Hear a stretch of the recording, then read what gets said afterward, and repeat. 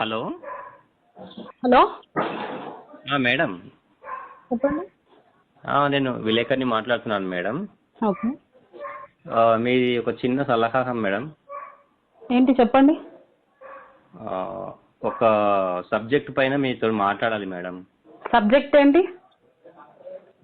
ఇప్పుడు ఈ చాలా మందిలో ఇప్పుడు కుల వ్యవస్థ అనేది కొంచెము నాటుకుపోయింది కదా. ఓకే. ఆ సబ్జెక్ట్ పై మాట్లాడాలి. మీరు కొంచెం డౌట్ క్లియర్ చేస్తారా మేడం? సరే అడగండి. ఆ, ఓకే మేడం. మేడం మీది ఏ కులం మేడం? ఏ వయసులో? అంటే వయసుని బట్టి కులం ఉంటుందా మేడం? ఉంటుంది. బాల్యంలో బాలకులం, యవ్వనంలో యువకులం, వృద్ధాప్యంలో పాండీకులం, రాలిపోయే వయసులో ఎండుటాకులం. మేడం అది కాదండి, మామూలుగా మీది ఏ కులం?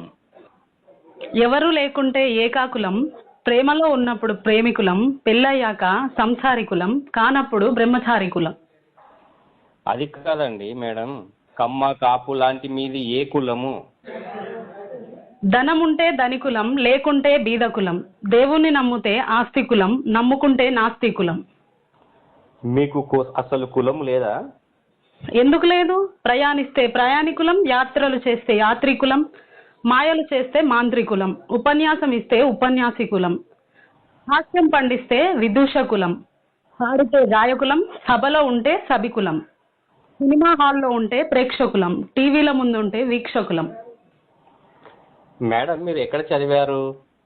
చదివింది గురుకులం, అభ్యసించేది అభ్యాసకులం, బోధిస్తే బోధకులం, వృత్తిరీత్యా అధ్యాపకులం, పత్రికల పాఠకులం, నేర్పించే శిక్షకులం.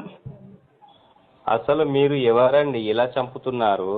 నాగరికత నేర్పిన నాగరికులం, నాయకులమని నమ్మే అమాయకులం, మూఢత్వం పోని మూర్ఖులం. మేడం అసలు మీ వయసు ఎంత ఉంటుంది మేడం? కొందరికి పూర్వీకులం, మరికొందరికి సమాకులం, ప్రస్తుతం వర్తమాకులం. అసలు మీది ఏ దేశం? భారత జాతి వంశీకులం, భావి భారత రథసారకులం. మేడం మీకు దండం చేస్తా మేడం, ఇక ముందట ఎవరితోటైనా ఈ కుల వ్యవస్థ గురించి అయినా కానీ, కులం గురించి కానీ, ఇక జన్మలో కానీ ఈ కుల వ్యవస్థ అనే మాట తీసుకురాను మేడం. మీకు దండం చేస్తా మేడం. Thank you sir. ఇంకొక ఎప్పుడు కులం గురించి ఎవరిని అడగకండి. బుద్ధి వచ్చింది madam. Okay sir, thank you. అడగకండి ఎవరిని.